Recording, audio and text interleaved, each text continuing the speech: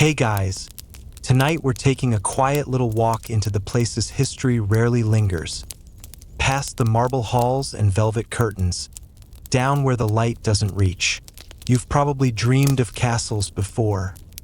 The grandeur, the banquets, the power.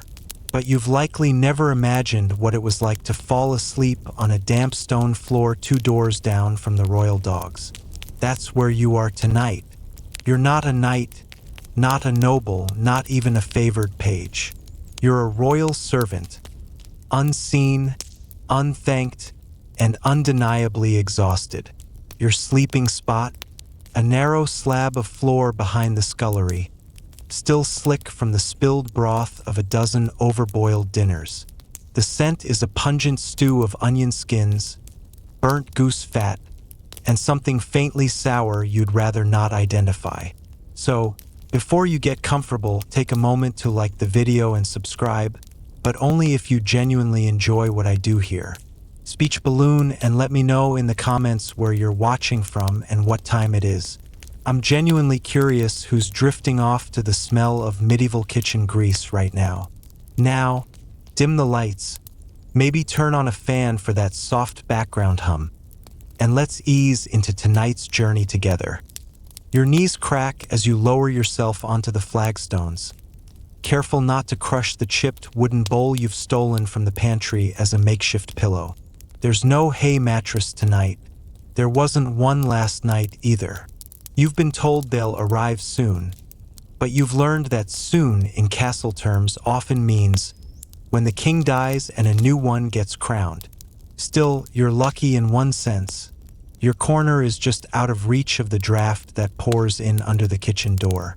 Unless someone opens it, which they always do, usually with a bang, and always when you've just begun to dream about bread.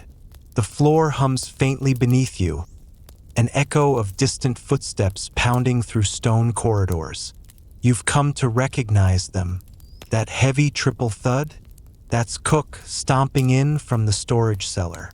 The light, urgent clatter? Probably Elsbeth, the scullery maid, carrying water she'll spill anyway. And the slow, limping drag? That would be you if you had the courage to listen to yourself. Someone once tried to hang a curtain between this corner and the kitchen hearth. The rats chewed through it in 3 days. Tonight, though, there's something different in the air. The fire's out early. No one's shouting. No boots scraping across stone. Just silence, thick and full, like it's hiding something. You pull your threadbare cloak tighter around your shoulders. Smells like sheep and wet dog, but it's warmer than nothing. Your fingers trace the edge of the hearthstone, where soot collects like black snow. You've memorized the shape of this corner. You know exactly where to tuck your elbows to avoid the jagged crack in the floor that split during last winter's frost. You've learned which bricks hold warmth longer than others, and which ones seem to suck it from your bones. No one teaches you this. It's not part of royal training. But you pick it up anyway, between burned fingers, barked orders, and hours standing still, while someone richer than you debates whether the blue or the green tunic matches their mood. You're not angry, not exactly. You're just tired. That kind of tired that doesn't come from running, but from waiting. Waiting for sleep, waiting for the bell, waiting for someone to need something that ruins the next hour of your night. Because make no mistake, you don't get to sleep like the nobles. No feather mattress, no canopy of imported silks. You don't even get a consistent bedtime. Sleep comes when there's nothing else to do. And there is always something else to do. A bell rings faintly from the upper floors. 3 chimes. That's the Duchess. She needs her slippers turned toward the fire. Again, you grit your teeth, but you don't move. Not yet. That's Gilda's bell to answer, not yours. She's newer, eager. Let her run. Let her slip. Let her learn. You close your eyes, and for a brief moment, your body forgets its aches. You almost forget the raw spot on your hip where the stone rubs through your tunic. The draft quiets. The air grows still. And then scritch. Your eyes snap open. Screech, screech. From the far wall. Near the woodpile. Rats. Of course it's rats. They've been bold lately. One even dragged off a hunk of salt pork last week. You swear it winked at you before vanishing into the shadows. Maybe you imagined it. Maybe not. Historians still argue whether rats truly got that big, or if the servants were just delirious from exhaustion. You sit up slightly, bones protesting, and toss a pebble toward the sound. It clatters harmlessly. Silence follows. You settle again. The fire pops once, unexpectedly. You forgot there were even coals left. The brief glow throws dancing shadows on the wall, and for a second, you think you see a figure. Just a flicker. Tall, thin, head tilted. You blink. Gone. You let out a breath you didn't realize you were holding. Maybe it was just the smoke. Maybe it was nothing. Still, you don't turn your back to that corner. Instead, you curl tighter, arm tucked beneath your head, knees drawn up. You picture somewhere else, anywhere else. A hayloft, a warm stable. Even the damp cellar would be an upgrade. But tonight, the floor is yours. Cold, flat, familiar. It doesn't cradle you like a bed. It doesn't offer comfort. But it doesn't ask questions either. You close your eyes again. Somewhere above, a clock tower groans toward the hour. The castle breathes in its sleep. And for now, just for a moment, no one needs you, except the rats. And maybe that shadow you saw on the wall, which seems just a little closer now. But you don't open your eyes. You're too tired. Let the stone have you. Let the cold be your blanket. Let the stories come. And they do. Because this place, this quiet, cramped corner of forgotten history, is where the strangest stories always begin. You wake up because of your nose. Not your ears, there's no bell, no shouting. Not your eyes, still dark, and you haven't dared open them yet. It's the smell that gets you. A sour, oily something, rising in waves off your tunic. You'd forgotten you fell asleep in the same clothes you wore scrubbing the fat off roasting spits. Again, you shift slightly on the floor, wincing as your hip cracks. The warmth you imagined from the hearthstone is gone, stolen sometime before dawn by the stones themselves. You are now awake and therefore expected to be useful. But not yet, not quite. First, you sneak away. There's a path you've memorized, half out of rebellion and half from sheer necessity. No one told you to take it. No one sees you when you do. That's the point. It's the back stairs. It begins behind a curtain that no one touches anymore. Dust has sealed its folds into stiff ridges, like drapes made of parchment. You slip behind it, your shoulders brushing cool stone. The corridor here isn't even wide enough for your elbows. You have to turn sideways in places like the castle is daring you to keep going. And it is daring, because this passage isn't meant for you or anyone, really. It's an architectural leftover, a thing no one needed once the castle was expanded 3 reigns ago. The stairwell you're descending now has been worn in places, warped in others, slicked with the tread of generations of secret feet. But no torches are lit here. No sconces even hang from the walls. Your fingers find the groove in the wall where your left hand always goes. The first turn is sharp. The second has a step that's shorter than the rest, just short enough to trip anyone who doesn't know. You don't trip. This is your private cathedral, a place to breathe, if not freely, then at least alone. You descend slowly, the cold stone steps spiraling like an earthen screw, always down, always just one candle away from being a grave. But you're not afraid. This isn't the place where the bad things happen. Those are upstairs. This stairwell isn't haunted. Probably. The only thing it remembers is tired hands and quiet mouths. It's here, between the second and third landing, that the silence becomes not just an absence of sound, but something alive. It wraps around your ankles like water, muffling the scrape of your soles. There's a smell down here, too. Not bad exactly. Earthy, like mushrooms, mildew, and parchment curled in age. No one knows the full map of the castle's back corridors. Not even the steward. The whole place is a puzzle designed by men long dead, and those who sleep above its surface forget there's a world below that breathes without them. Some of the old servants say there's a corridor so deep, it was sealed off after a noblewoman wandered into it and came out 7 years later, aged but unchanged, muttering about a hall of mirrors that whispered names. Others say they're just hallways, dusty, cramped, and full of mice.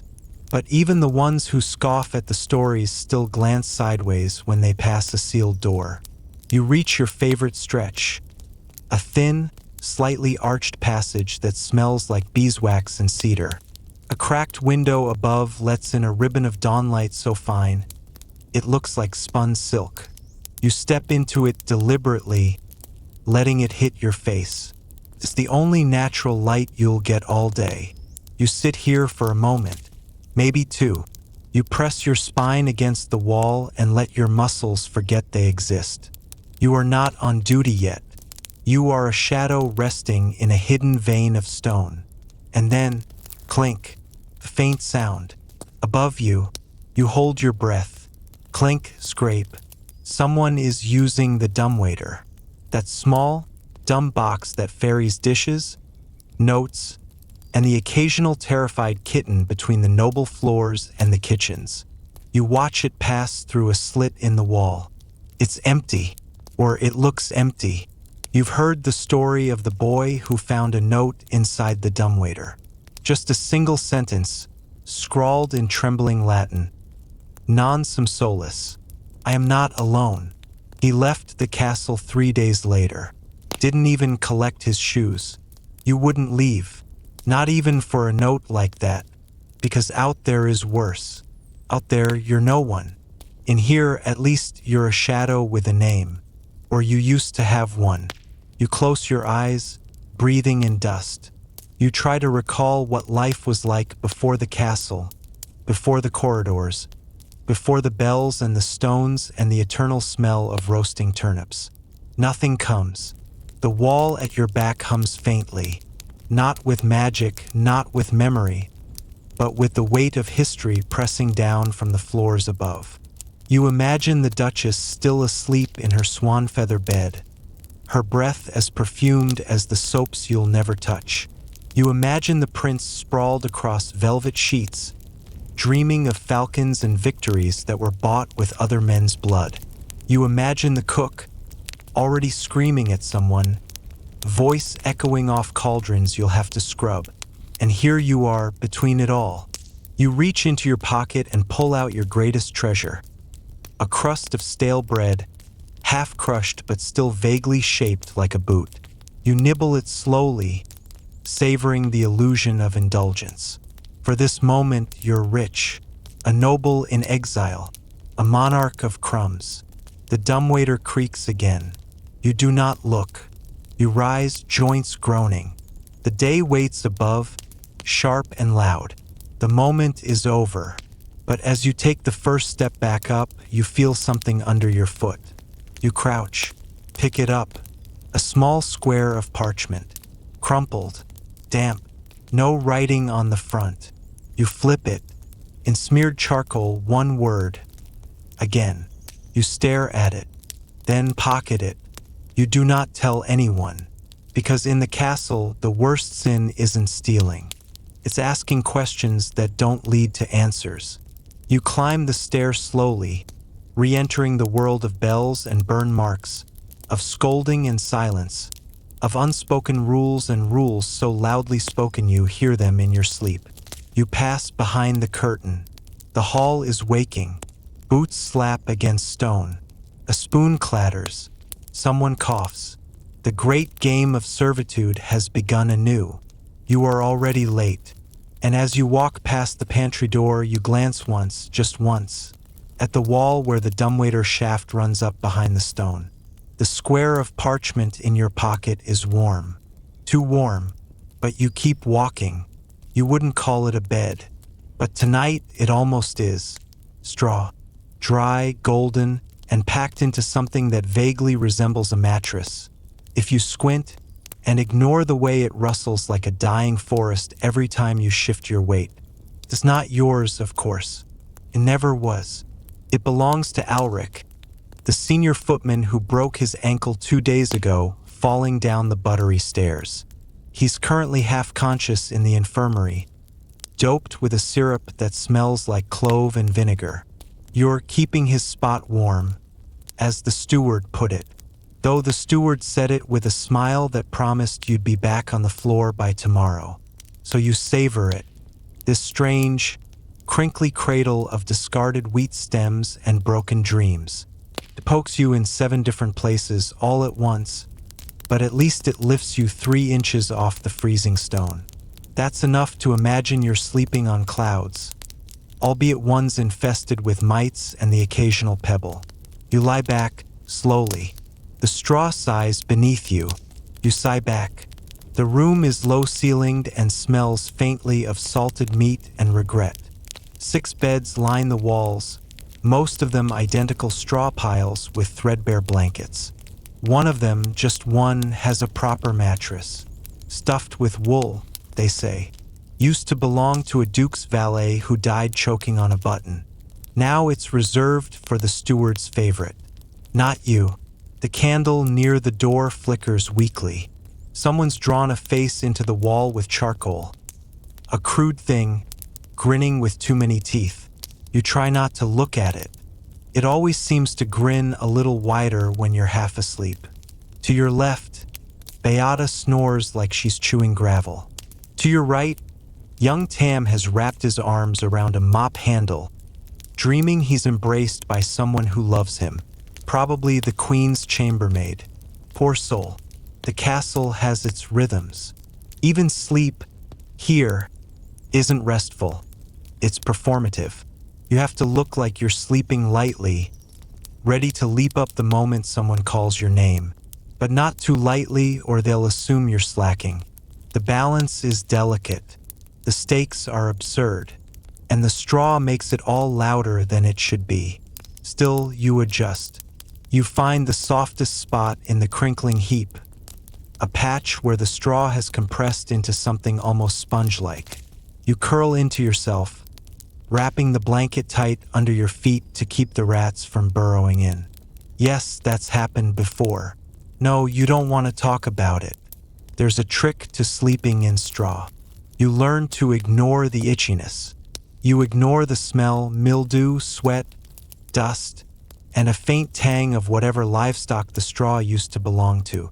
You even ignore the occasional tickle that might be a spider leg or might be a ghost. What you can't ignore is the sound, the scratching. It begins just after the 3rd candle mark. A soft rustle, then another. You open one eye. No one else stirs. Not even Beata, who once woke up screaming because a beetle had crawled across her face and into her mouth.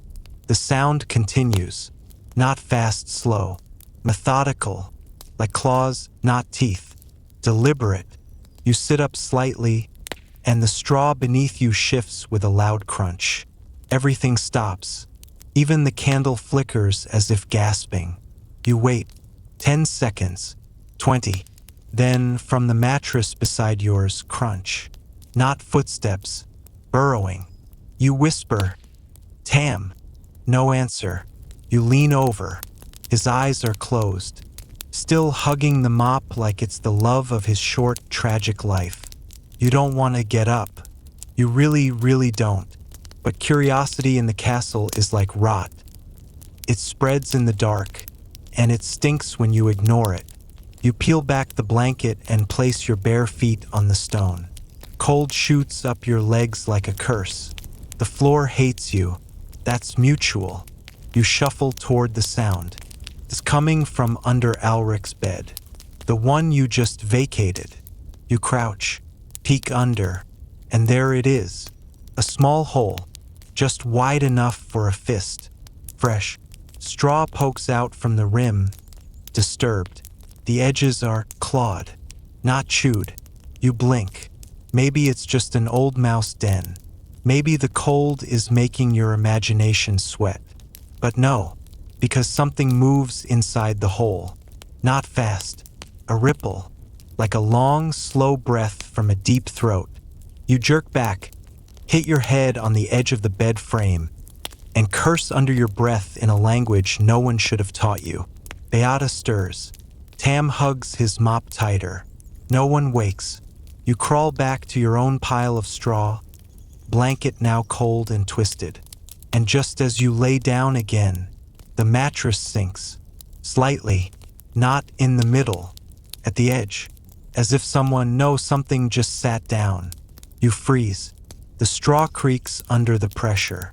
Just once, then silence. You don't turn around. You don't look. You stare at the charcoal grin on the wall and wonder why the teeth now look longer. Then, ever so gently, the mattress lifts again. The weight gone. No steps. Just the faintest sound of straw whispering against straw, retreating into the dark. You exhale. Quietly. You don't scream. You don't tell anyone. Because in the castle, people who ask about things under mattresses tend to wake up with fewer fingers than they had the night before. Instead, you shift your weight, pull the blanket back over your head, and try to forget how warm that presence had been. Almost human. Maybe Alric will recover by tomorrow. Maybe you'll be back on the kitchen floor, dreaming of spoiled onions. Maybe that's better. You fall asleep anyway, because that's the job. Even if you wake up with straw in your teeth and scratches on your ankle you don't remember earning. The castle dreams with you, and not all of its dreams are kind.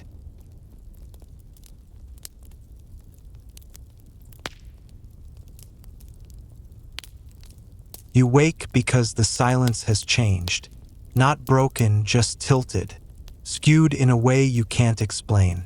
You know it's past midnight because your body tells you so. That aching middle of the night when the fire in the hearth has gone out completely. But the new fire of dawn hasn't even started whispering yet.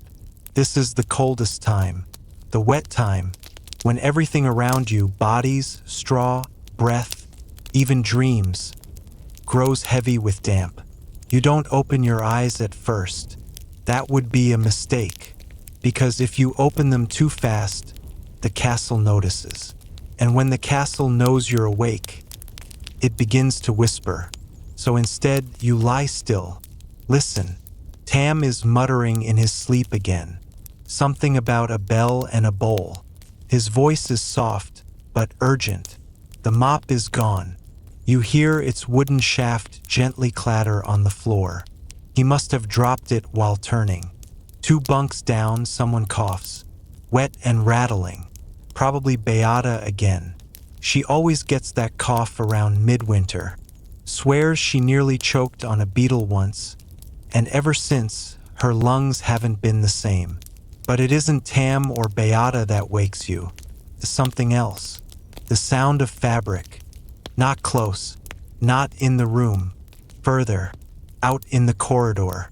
The distant hush of linen brushing against stone walls. Slowly. Measured. As if someone is pacing in bare feet, wearing a robe that drags just enough to whisper. The night watch wears boots. You'd know their stride anywhere, heavy, bored, and full of keys. This isn't them. This is softer. You open your eyes, but only a crack. The room is dark. Moonlight filters in through the narrow window, just enough to sketch out the familiar shapes. The bunks, the bucket in the corner, the outline of the wool mattress that no one dares sleep on unless granted permission by name. And there, beneath the door, a flicker. A shadow passes, slowly, then again, back and forth. You strain your ears. The footsteps are light, lighter than a steward's, and too slow for a scullery maid. Maids move with haste even at night. They fear reprimand. This step has no fear. It's confident, curious. You hear it pause, right outside your door. And then, 3 soft knocks. Not loud, not demanding, just polite. You stop breathing. No one moves. You wait. Seconds pass. A minute. Then, from the other side of the door, a voice. A woman's voice. Low, smoky, almost kind. Alric? You freeze. Because Alric isn't here. And because no one should know he's not here. The voice again. Alric, are you awake? You hear the door handle move, just a slight click. Not trying to enter, just testing. Then silence. Then footsteps again, drifting away down the corridor. You wait. 1 minute. 2. The corridor grows quiet again. You exhale. You sit up. Something feels wrong. You slip from the straw and pad toward the door. Carefully, you open it just a crack. The hallway is empty, but the air smells strange. Not bad, just wrong, like violets and wax. And there, on the floor outside the door, a single silver pin, long and slender, tipped with a pearl bead. Hairpin, not something worn by servants. Only the highborn have hairpins like this. You pick it up, cold. Then you hear it from down the corridor. Far now, around the bend, humming, soft and slow. The tune means nothing to you, but your blood doesn't like it. You slip the pin into your sleeve and shut the door. Back to the straw, back to the scratchy warmth. You lie awake for a while. Not long, just long enough to wonder why a noblewoman would be looking for Alric at this hour, and why she knocked instead of simply entering. And why no one else heard her but you. You've scrubbed the same flagstone in the kitchen 1,000 times, and still it never looks clean. It's the one near the hearth, the corner with the dark stain. Everyone says it's from a spilled pot of beef stew 4 winters ago, but you've seen stew stains. This one is darker, rusty, seeps through from underneath no matter how many times you scour. No one talks about it. And yet tonight, after the strange knocking and the humming that never quite left your ears, you find yourself staring at that very slab again. The kitchen is empty now. The fire down to coals, the cook asleep, her snores rising faintly from the small room tucked behind the pantry. The scullery boys have already been beaten off to bed. And you're supposed to be asleep too. But you're not. You're here, barefoot. The pin still tucked in your sleeve. And that stone, that cursed, humming, stubborn stone is calling. Not with sound, but with memory. You remember the day Giraud dared to pry at it. You were both barely 12, and he'd fashioned a crude lever from a poker and tried to wedge the flagstone up. It moved only slightly, but enough to make him turn pale. He dropped the poker, refused to speak of it again. A week later, he volunteered for stable duty and never returned to the kitchen. You're not sure if he's still in the castle. Some say he was sent to the bishop's manor. Others say they found his boots by the moat, but never the rest. You kneel down. The floor is icy. Your fingers trace the stone's edges. Cold, smooth, unnaturally perfect compared to the others. You press your ear to it. First nothing, then drip, drip, drip. Water? No, slower, denser, like blood hitting a metal basin. You pull back. Now your heart is hammering. But something inside you, some ancient, curious animal, won't let go. So you do the stupidest thing you've ever done. You lift the poker from beside the hearth, wedge it in and pry. The stone rises. Not far, just enough to see the void below. A narrow shaft descending into black. You feel a breath of cold air brush your face. It smells like damp stone and something older, something forgotten. You should stop, but instead you grip the edge and peer inside. There's a ladder, old iron rungs descending down the wall, and candlelight, flickering. Someone's already down there. You almost call out, but your throat closes. Instead, you climb. One rung, then another. The stone above shifts under your weight and closes with a soft clunk. You're sealed in. You descend. The passage is narrow, barely wide enough for your shoulders. Moss clings to the wall. The air grows wetter, heavier, but the candlelight draws you onward. You round a bend, and that's when you see it. A room, small, circular, lined with alcoves, and in each alcove a bed. Not real beds, stone shelves, each with a cloth shroud folded neatly. At first glance, they look like burial places, and maybe they are. But one is occupied. A figure lies curled, not asleep, but very much awake. She turns, and your breath catches. It's the woman from the corridor. Hair pinned back with matching silver, face pale and calm. She says nothing, just watches you with those dark, knowing eyes. You can't speak. She gestures toward the far alcove. You look and see your name etched faintly in the stone above it. Not painted, carved. You stagger back, shake your head. She smiles faintly. "Some of us never leave," she whispers. "We serve long after the candles go out." You don't remember climbing back up.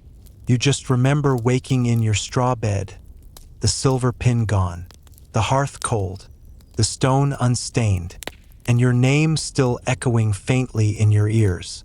You are not supposed to enter the Queen's chamber, not unless summoned, not unless scrubbed, silent, and trembling with humility.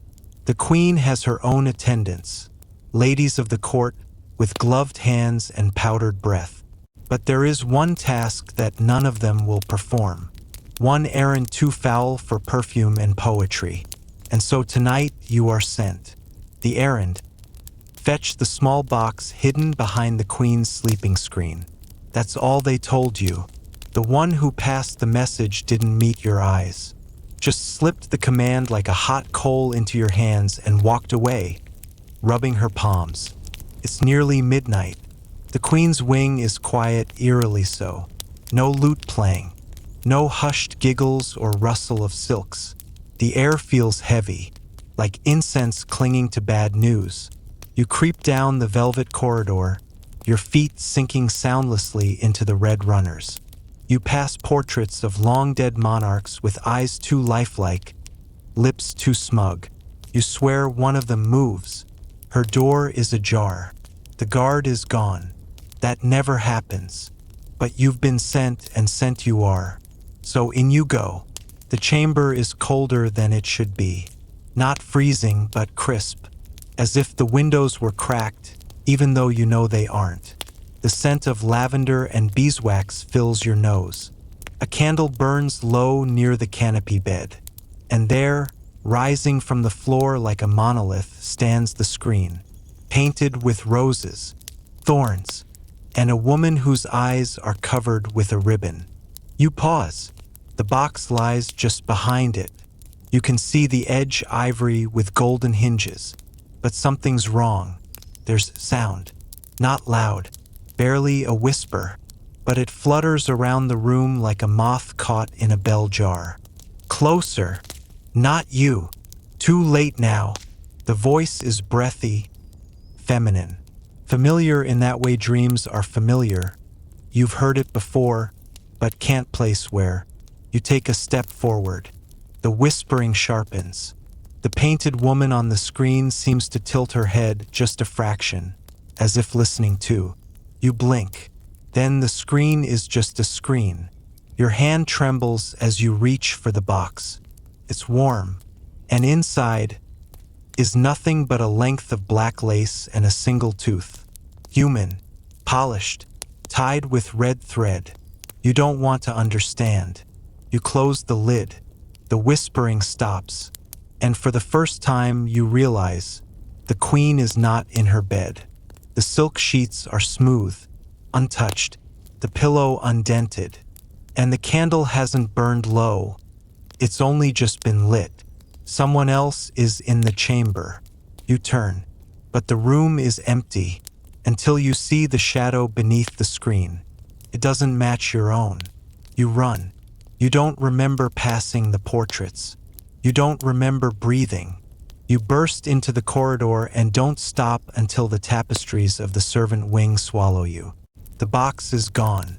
It's no longer in your hands. No one mentions it the next day. No one even acknowledges that you were sent.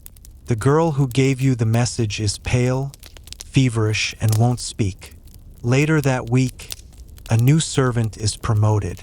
She never smiles, never blinks enough. They say she was chosen by the queen herself. But you know better, because once, in the dead of night, you passed her in the corridor. She stopped, leaned in, and whispered, "Not you," just once, before smiling and moving on. You find the key beneath the slab of bread. Not a normal key, of course. Nothing in the castle is ever quite normal, especially not in the hours between midnight and morning. But there it is, gleaming oddly, shaped like a lizard with its tail curled into a loop. Someone placed it on your plate during the evening meal. Someone who thought you wouldn't notice.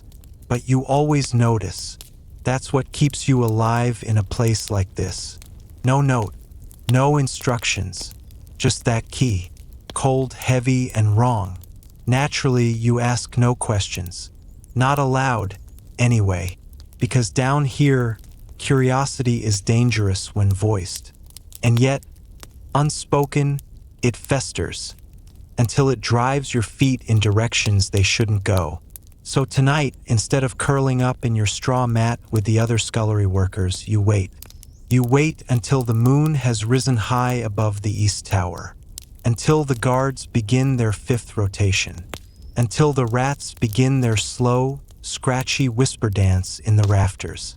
Then you go to the south wing, past the door with no handle, past the tapestry of St. Eligius where the eyes have been stitched upside down. And there, just beyond the broom closet that everyone pretends doesn't exist, you find the narrow stairs. And the door shouldn't be there. Every map of the castle insists the south cellar has no sublevel. But the door is there tonight. So you use the key, clicks too softly, and the air changes the moment the lock turns. It becomes deeper, somehow thicker, like it's trying to cling to your skin. You descend. At first, the stairwell is exactly what you'd expect. Stone steps, stale air, damp mildew. But then the stone changes. It becomes older, smoother, slick like river rock. The walls are etched with symbols, lines and loops that shimmer when your candle passes by. You don't recognize the language, but your skin does. Tightens, protests, tries to hold you back by crawling with goose flesh. Still, you keep going. Down, down, down. You begin to wonder how far the stairs go. You pass bones. First just small ones, bird-sized, then larger. Eventually you reach a landing. But it's not the end. It's a room, perfectly round, with no ceiling, only darkness that stretches upward infinitely. And in the center, a well, a dry one, but not empty. Something glimmers within, a faint blue light, a heartbeat, not yours. You should leave. You should leave. But something behind you has blocked the stairs. The air won't hold you anymore, presses forward, ushering you toward the well. You step closer. There's a mirror at the bottom. Or perhaps it's a surface of water so still it only looks like glass. You peer in, and you see yourself. Only you're not dressed as a servant. You're wearing robes, gold, heavy, wet. Your eyes are ancient, and your mouth moves, but the reflection speaks first. You've come home. The image doesn't blink, and neither do you. Then everything shudders. The light dies, and you wake up in your bed, straw poking your cheek, mouth full of dust, but your feet are filthy, and the lizard key is gone. Later that day, you overhear two guards whispering. They say a wine barrel went missing from the lower cellar. They say the tunnel caved in where no tunnel should have been. They say an old stone well was found behind a wall that had no door. But the steward says it's nothing.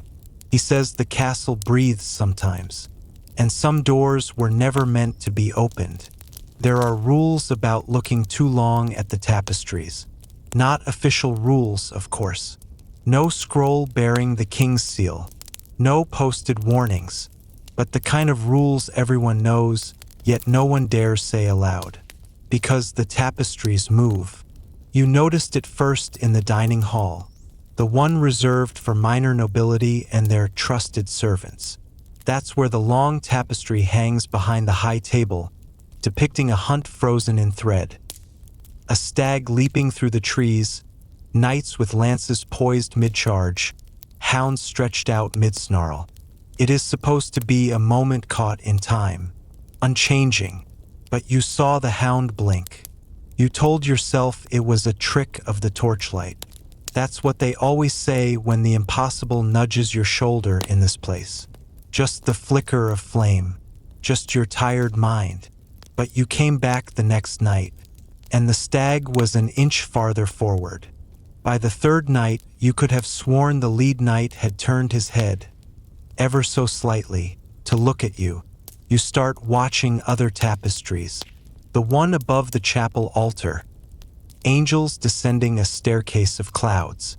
Their wings shift when no one is looking. One of them, the one on the far left, now carries a bowl that wasn't there before. The woven battlefield in the west stairwell. Once just knights and fallen foes. Now one of the bodies in the corner sits upright when the bell strikes midnight, then lies back down again by morning. You think you're imagining things, until one night you're called to deliver a message to the steward after dusk. His quarters are down a corridor seldom walked at night, past the gallery of kings, through the narrow hallway lined with tapestries of saints and martyrs. That's where it happens. You're halfway down the hall when the air changes. A warmth, unexpected, the scent of crushed lavender and burning linen. And then a sound, fabric shifting. You turn and see the tapestry beside you fluttering at the bottom, as though a breeze had touched only that corner, but the rest of the corridor is still. You step back, then you see it. The martyr in the tapestry, the one bound to a stake, has turned her head to the side. She looks straight at you. Her stitched mouth opens. No sound comes out, but the other tapestries begin to shift. The flames embroidered beneath the martyr's feet writhe. You run. The hallway stretches longer than it should. The tapestries flanking you swell outward as if reaching, their scenes warping. Saints now with hollow eyes, kings with bleeding hands, angels gnashing teeth. You burst into the steward's chamber and collapse. He looks up from his writing desk and sighs. "I told them not to send the new ones this way after dark," he mutters. Then he pours you wine, heavy and sour, and sits you by the hearth like a child. "You've seen them, haven't you?" You nod. He doesn't look surprised. "They're older than the stones," he says. "Weaving spells long forgotten, once meant to preserve history. Now, they replay what wants to be remembered." You ask why they show such awful things. The steward raises an eyebrow. "Who said they're showing the past?" You return to your quarters in silence. That night you dream of threads, coarse and red, wrapping around your wrists.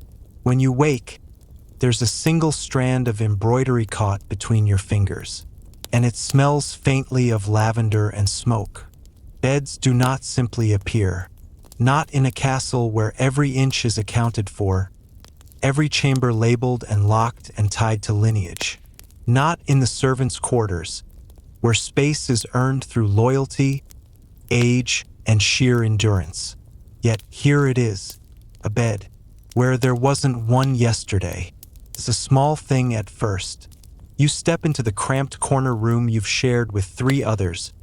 Matteo, who mumbles in Latin as he sleeps. Edric, who never removes his boots, and Cressida, who collects silver buttons from lost tunics. And there, between Matteo's cot and the firewood stack, stands a 4th bed. Simple, wood-framed, clean straw mattress, perfectly made. But no one says a word. You blink, stare, shift your gaze from it to the others. Matteo's already asleep, mouth open in a half-prayer. Edric is unlacing one boot with the other. Cressida brushes lint from her sleeve. None of them acknowledge it. You ask, cautiously, "Was that always there?" No one answers. Cressida hums. Matteo mumbles, "Sanctus, Sanctus," and turns away. Edric yawns. You don't lie down in it. Not that night. But you watch it. It remains unclaimed. No one touches it. The next morning, it's still there. Blanket folded tight. Pillow puffed like a pastry. Undisturbed. You ask around at the scullery. The other servants scoff. "You sure you weren't dreaming?" one says. "Maybe you brought it in?" Another jeers. But no one volunteers to come see for themselves. 3 nights later, Matteo dies. No warning, no sickness. He just doesn't wake. Still curled on his cot, lips parted in mid-prayer. And suddenly, someone's lying in the new bed. You didn't see them enter, didn't hear them climb in. But in the gray hour before dawn, you rise to stoke the fire, and they're there. Face turned to the wall, hair black and loose like unspun wool, breathing soft, back rising and falling like any other sleeper. You whisper Cressida's name, but she doesn't stir. You step closer. The figure in the bed smells like lavender and grave soil. You bend down to see their face. They turn, too fast, and stare straight into you. But there are no eyes, only shadows, deep, twitching like insects caught beneath vellum. You stumble back. In the morning, the bed is empty again, but the pillow is warm, and there's a strand of black hair caught in the blanket's weave. Over the coming days, something shifts in the room. Edric stops eating. Cressida stops speaking. The firewood begins to crack in odd rhythms. Sometimes you wake to find yourself facing the new bed, even if you fell asleep turned away. Then one night you make a mistake. You sit on it, just for a moment, just to test, just to know what it feels like. Feels perfect, soft but supportive, warm but cool where it should be, like it remembers your shape before you ever lay down. You rise quickly, brush your hands off, and realize something's missing from your cot. Your pillow. It's on the new bed now.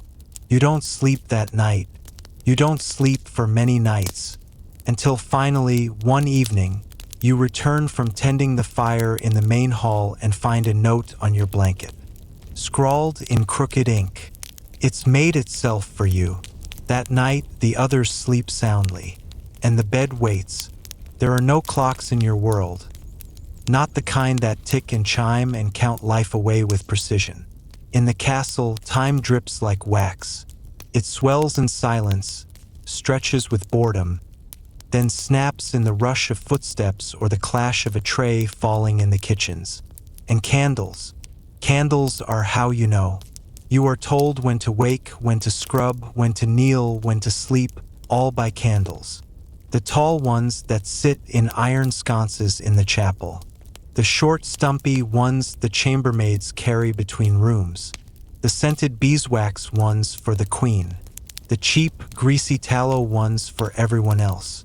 And then, one night, you are handed the wrong one. It is at the end of a shift. The steward waves you off with barely a glance. "Take a light," he says. "Back stairs are dark." You reach for a candle without thinking.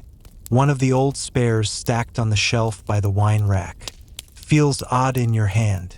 Not soft or waxy, but smooth, dry, like old bone polished by time. But you're tired. Too tired to question what burns in this place and what doesn't. So you light it. The flame is silent. Not the usual hiss or sputter of a wick catching fire. It simply appears like a thought you never meant to think.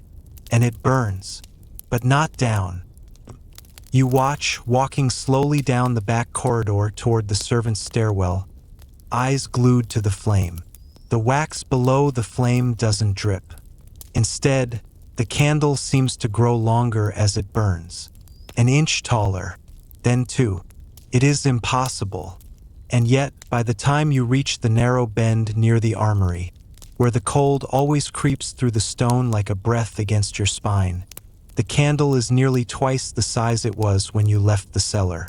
And the flame is wrong, casts no shadows. You wave your hand between it and the wall. Nothing. You step. The stone steps groan beneath your feet. You hold the candle closer, and the air smells of time and rot. Then you notice the stone steps are not the same steps you climbed this morning. Where you expect 13 steps from the cellar to the main corridor, there are now 21. The walls are sweating, wet like skin. The moss between the stones pulses. The door you expect to reach is gone. In its place is a second stairwell curving down.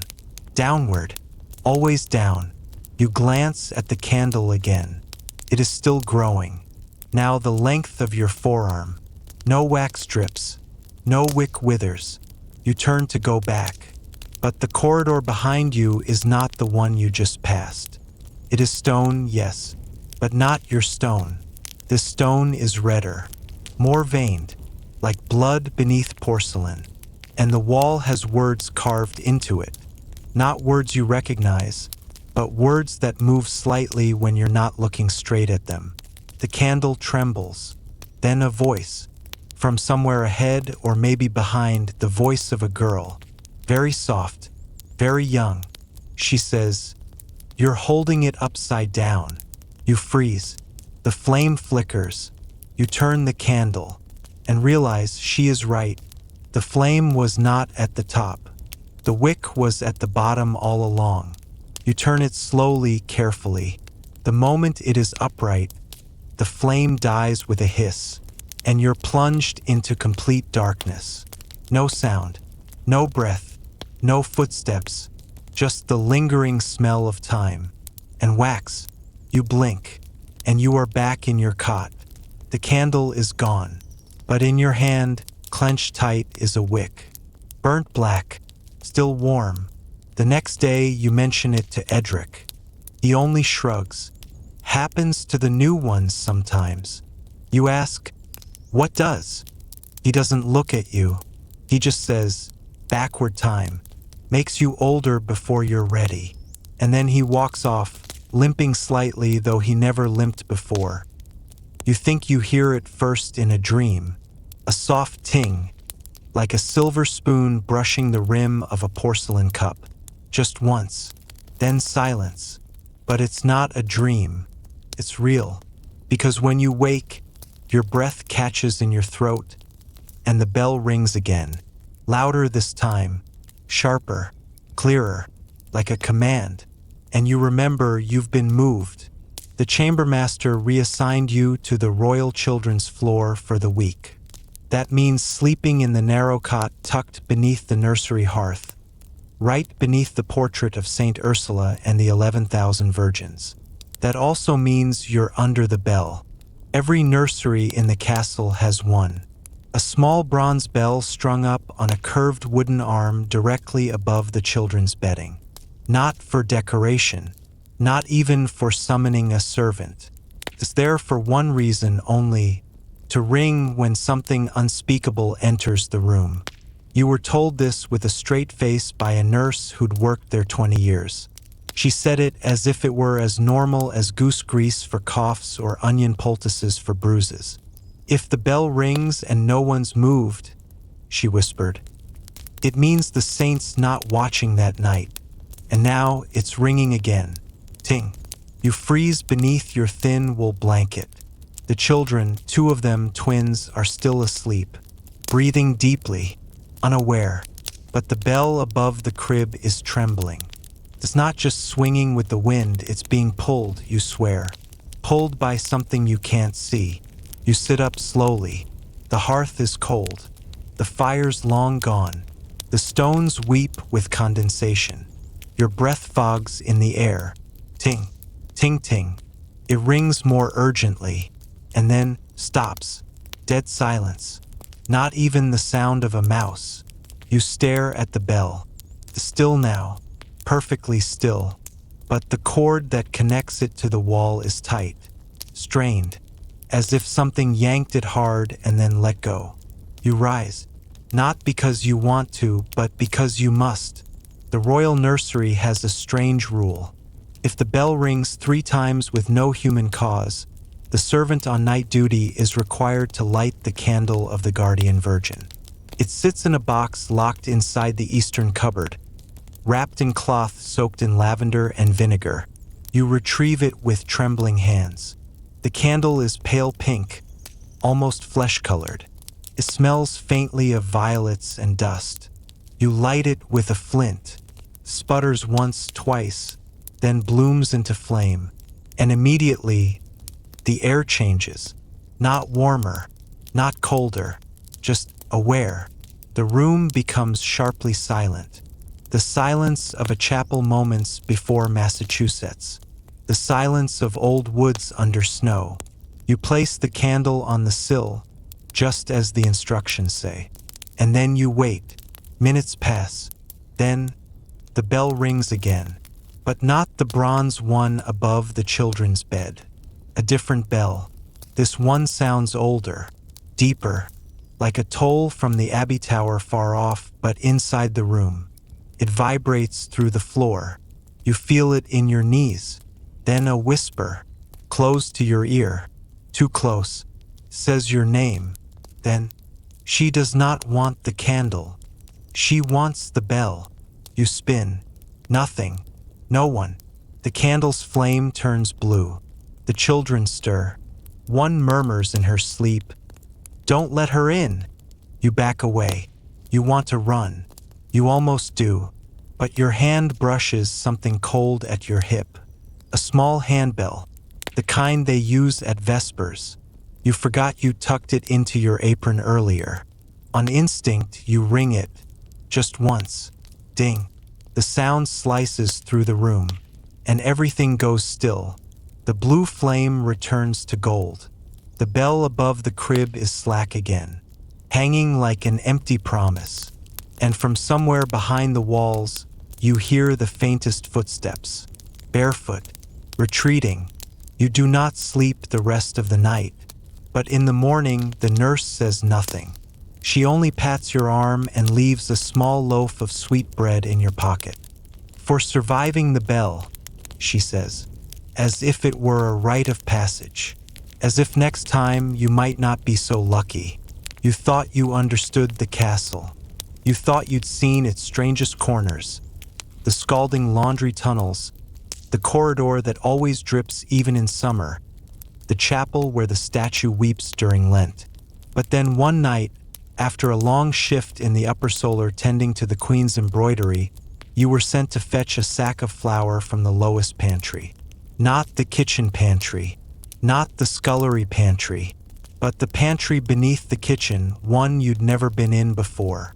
You only learn of its existence when the undercook, elbow deep in batter, growls, "Flour's gone. You'll have to go down."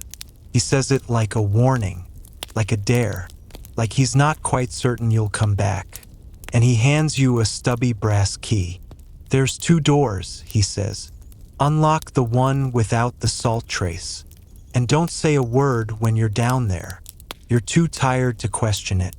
You take a taper and the key and descend the stone steps. spiral, slippery, old as the bones of the earth. You pass shelves of onions, crates of apples wrapped in straw, barrels of smoked fish. Then, the second stair. Hidden behind the wine casks, it leads deeper, into dark that feels old. Not just lightless, but unlit, as if no flame has ever dared disturb it. The door at the bottom is wood, iron-banded. 2 doors, side by side. One is marked with a line of white chalky salt along the threshold. The other is clean. You pick the clean one, just as instructed. Turn the brass key. The lock sighs like it's being woken from a long nap. Inside, the pantry is strangely warm. No wind, no dampness, just a slow, thick air that smells of cloves and roasting meat. Odd for a pantry. Your taper catches the outlines of jars, thousands of them. All shapes, all sizes, each labeled in curling, faded ink, goose tongue, crimson preserved plums, charred palettes, and, disturbingly, saint's thumb. You don't linger on that one. You step further in, and then you hear it. Laughter, faint, echoing, not from behind you but beneath you, as if the pantry floor is hollow and something beneath it is celebrating. You crouch, press your ear to the stone. Music, clinking goblets, plates being passed. A toast. You hear a voice say, "To the dead who still dine." You nearly drop the taper. You step back, and your foot lands on a square tile that gives way with a click. A section of floor begins to tilt, revealing stairs. Blackened with age, they descend into pitch. You should stop, but you don't, because something pulls at your curiosity, not by force but by invitation. Like being offered a seat at a table before you've seen who's sitting there. You descend. 10 steps, 20, 50, and suddenly a room, lit with candles that never waver. Dozens of figures seated at a grand table shaped like a horseshoe, their faces hidden behind wax masks, each one painted with a fixed, grotesque smile. They eat in silence, though you hear laughter. They toast, though their cups don't move. And at the head of the table is an empty chair. You're not supposed to be here. You know this. But one of the wax-faced figures turns to you. Slowly, stiffly, raises a silver fork, points it at the empty seat. Your seat. You flee. You run up the stairs, out of the pantry, slam the door behind you. You don't even remember the sack of flour until you're halfway back to the kitchen. The undercook doesn't scold you, just looks at your face and nods. "Leave it," he mutters. They eat without hunger, always have, and you never speak of it again. But sometimes late at night when you pass over that part of the kitchen floor, you feel it. Warmth, as if the feast is still ongoing, and the chair at the head of the table is still waiting. You know the rooms you can trust. They creak a little when the wind shifts. Their stones sweat in spring, and their hearths draw smoke like a drunken cough. But they're honest, familiar, and then there's that room. You've passed it 100 times while carrying linens or firewood, a small archway tucked behind the south stair. But you've never been inside. No one has, because the door, if you can call it that, is just open. Always open, always ajar. A room with no latch, no lock, no bolt. Not even a place to hang one. A bare wooden door frame with a swing of timber perpetually halfway shut, as if someone stepped inside long ago and forgot to close it behind them. You were warned your first week. Don't enter. Don't peek. Don't even glance in if the sun's not out. At the time, it sounded like one of those silly servant superstitions, like, never sweep after Vespers, or don't sing when you're polishing iron. You laughed, until you saw how the others acted around it. The way they whispered if someone got too close. The way the candle flames guttered low as they passed. And the way a dog, your favorite kitchen hound, once bolted backward, yelping, after sniffing the door's edge. Still, curiosity has teeth. It nibbles until you give in. And tonight, after too little sleep and too much silence, it wins. You wait until the castle quiets. Then you light a stub of candle, wedge your shoes in your belt, and creep barefoot down the stair toward the room with no locks. The door is exactly as it's always been, slightly ajar. Shadows bend where they shouldn't. The air in the hallway cools, but not like wind, more like standing near something ancient that exhales cold. You push the door open. It moves easily. Beyond it is a square stone chamber, empty but for a single iron bed frame nailed to the far wall. There's no mattress, just a layer of rotting cloth and something pale and chalky scattered atop it, like ash, or flour, or, no, you don't want to guess. You step inside. Immediately, the candle flickers out. You hold your breath. Silence. You try to turn back, but your body doesn't respond. Your muscles are leaden. Your limbs feel watched. Not by eyes. Not exactly. More like by a memory. And then soft, almost inaudible. A whisper brushes your right ear. Do you know what happened here? You spin around. Nothing. No one. But now you feel it. The bed is not empty. There's a dip. A shape, like someone lying on their side, facing the wall. The candle flares back to life. You didn't touch it. The shape is gone. And now the door has closed. Remember, there is no latch, no hinge, no breeze, just you and the room. You run. The door doesn't resist, but you still scrape your shoulder on the way out, as if the frame itself didn't want you to leave. You don't look back. For days after, you find fine white dust on your sleeves, in your shoes, clinging to your skin.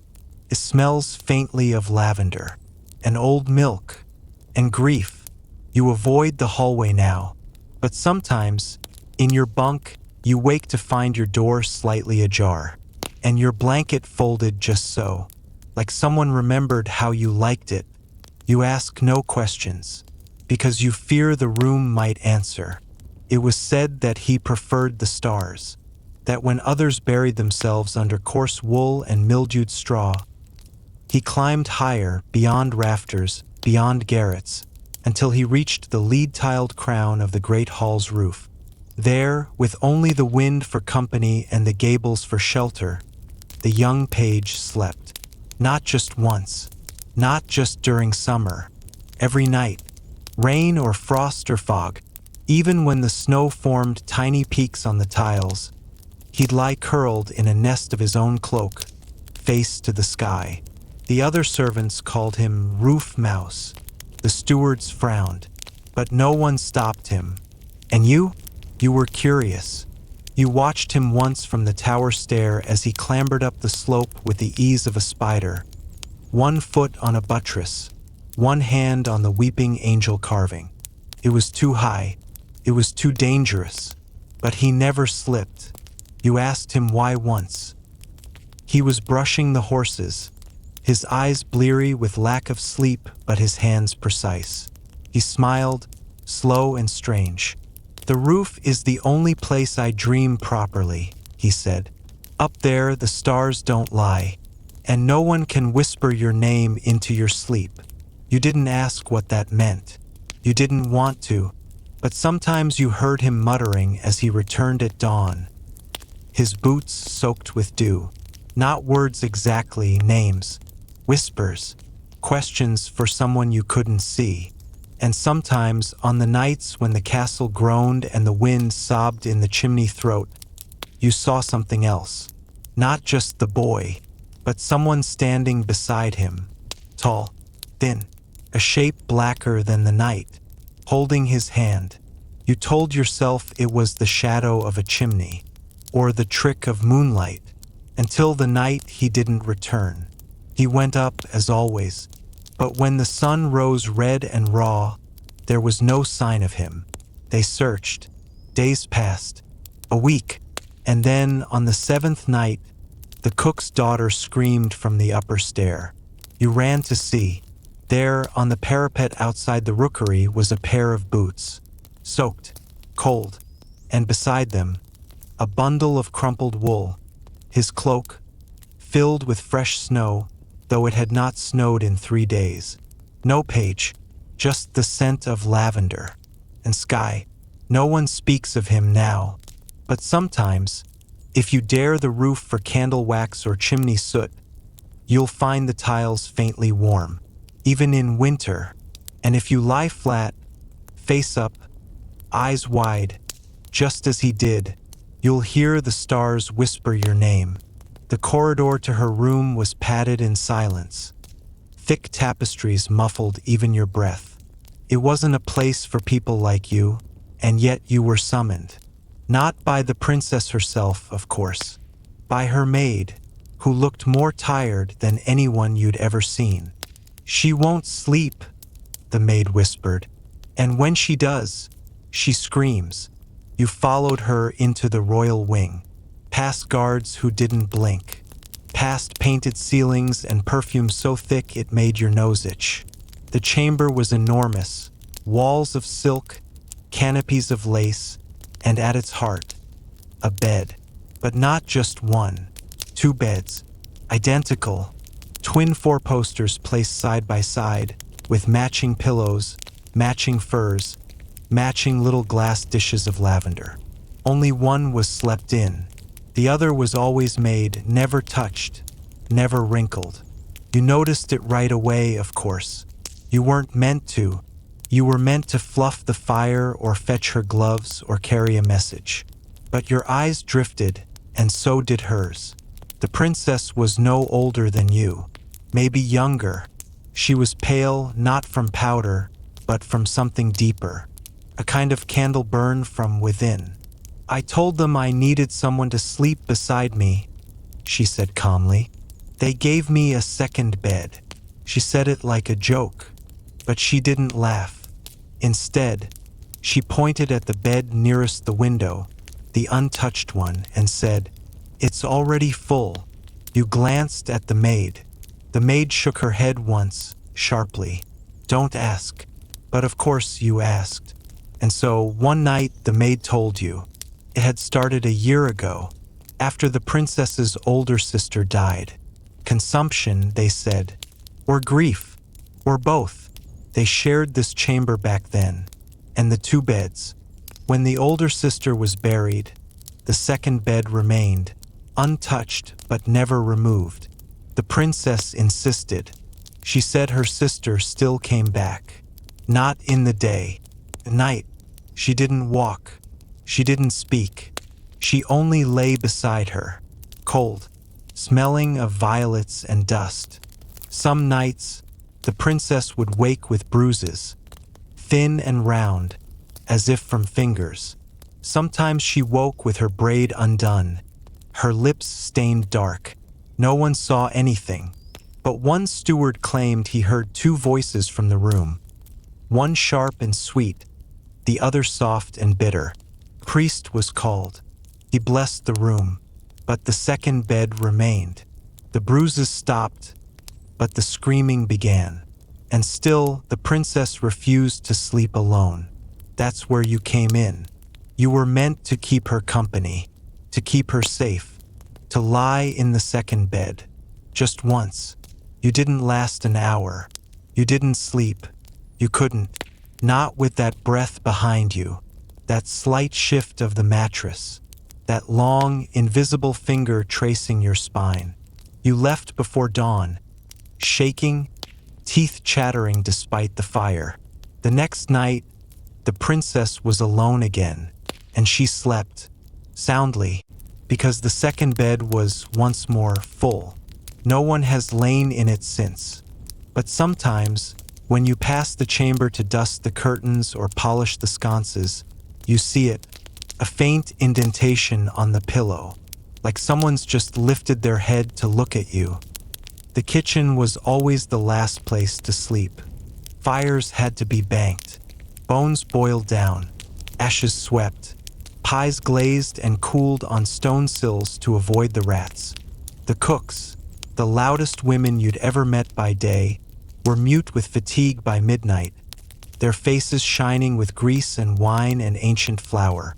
But beneath the kitchen lay the cellar, where wine and salted meats slept deeper than anyone above.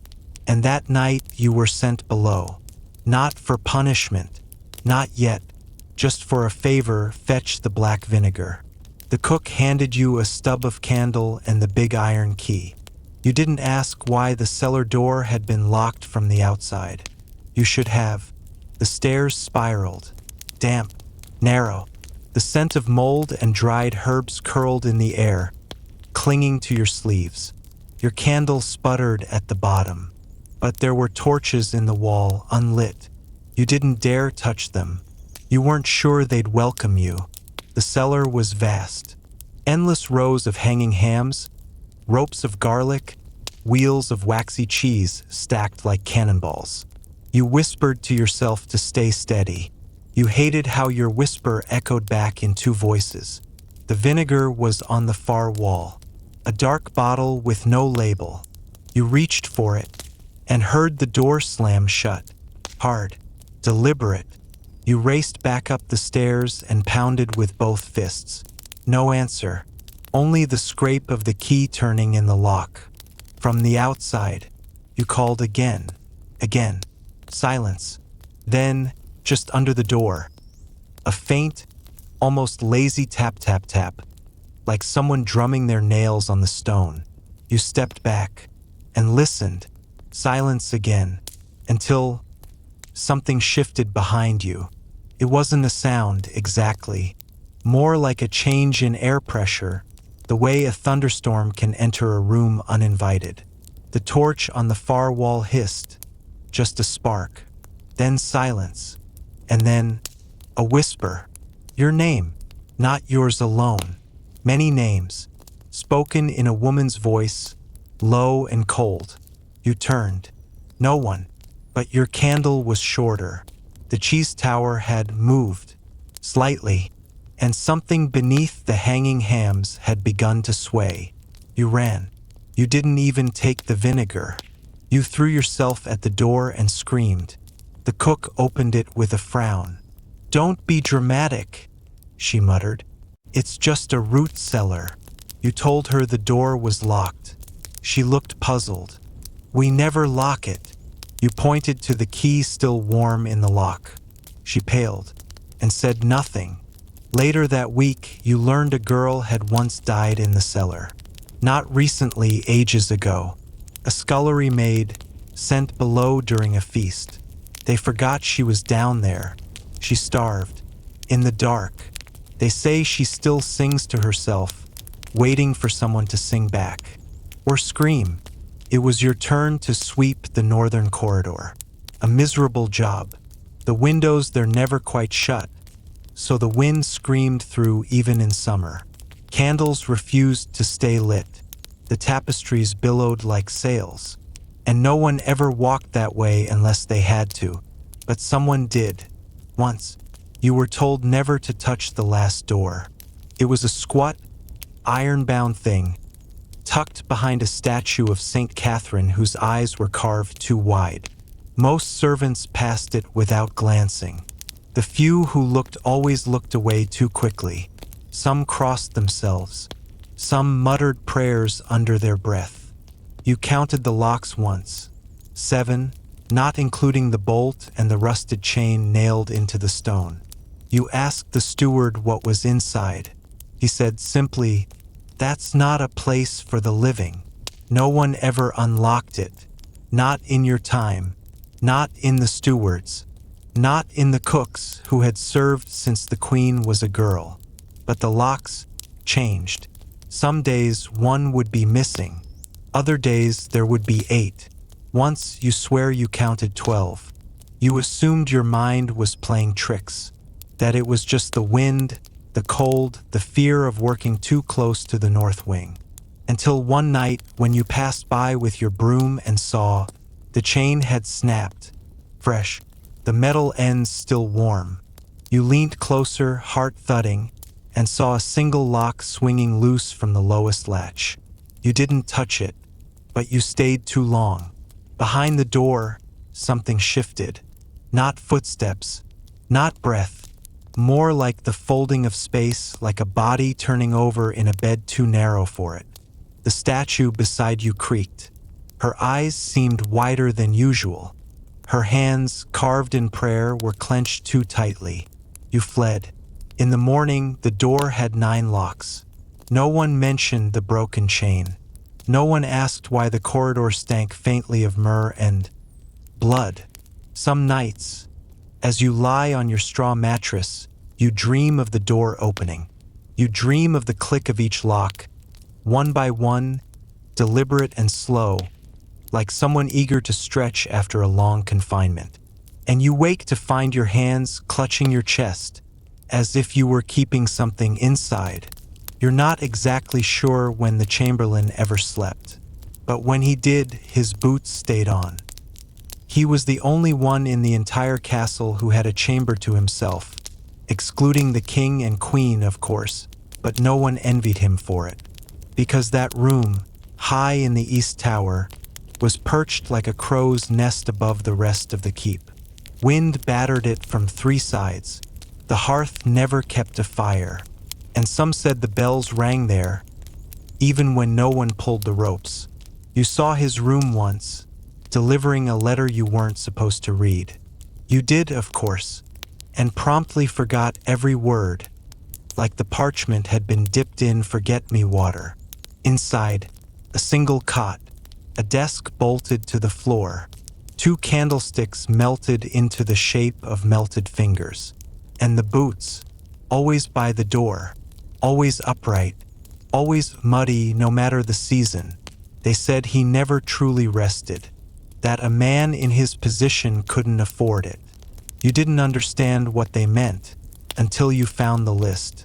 It was buried under an overturned basket of onions, scrawled in ink so pale it was nearly invisible.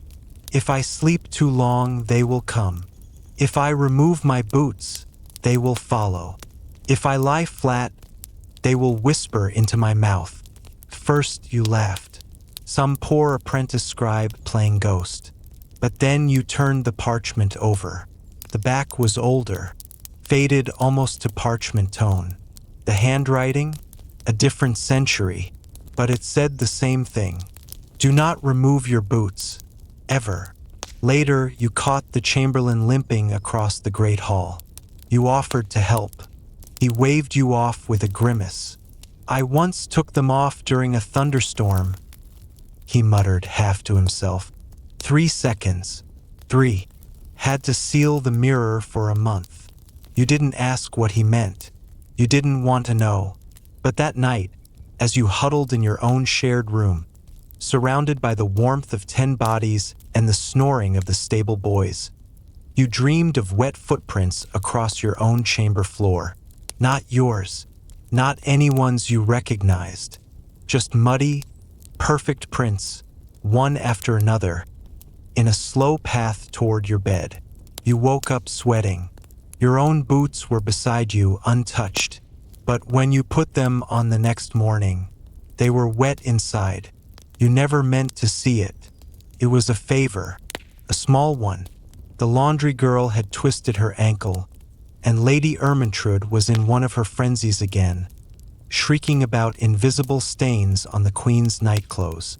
You were fast, quiet, and young enough not to protest when ordered upstairs with an armful of linen and strict instructions. Fold. Do not linger. Do not look. So naturally you looked. The Queen's bed was pristine, canopied in gold-threaded velvet. The fireplace was always warm, even in spring. The air smelled of crushed roses, and the windows never let in rain. But something in the room was off, too symmetrical, too perfect. You noticed the wardrobe last. It stood in the far corner, towering and oiled, carved with roses and curling vines, far more elaborate than anything else in the castle.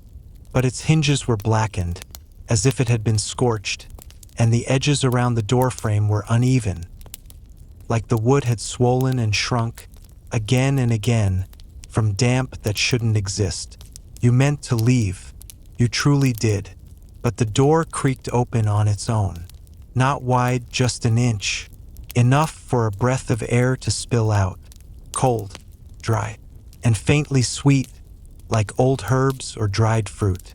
You paused, foolish, then looked inside. It wasn't a wardrobe, at least not a normal one.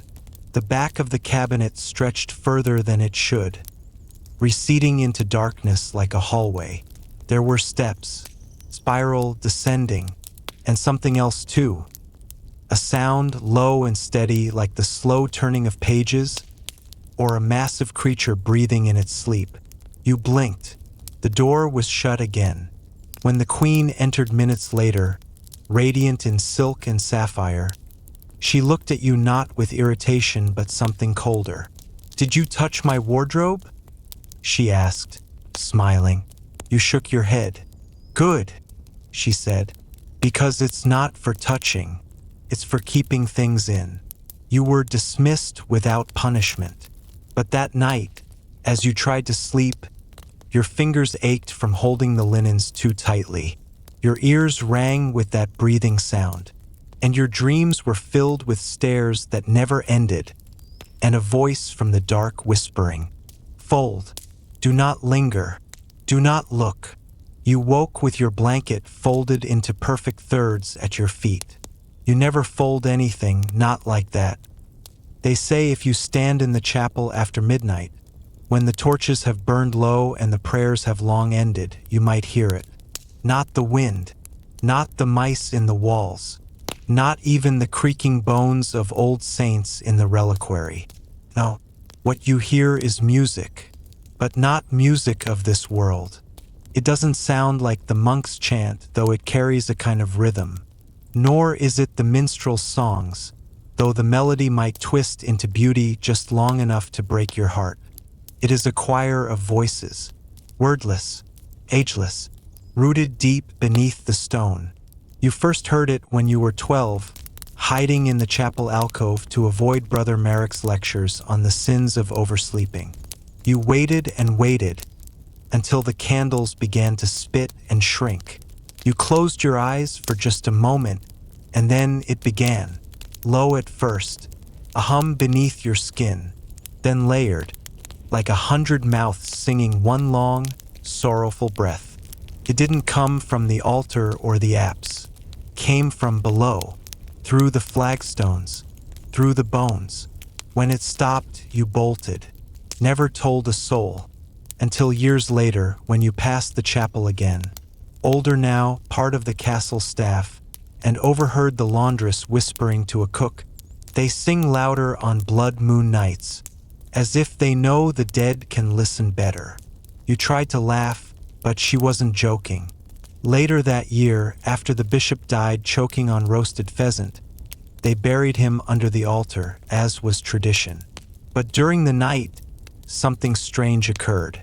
The other attendants said they saw candlelight under the door, heard the creak of a book opening, heard the bishop's voice chanting a hymn none of them recognized.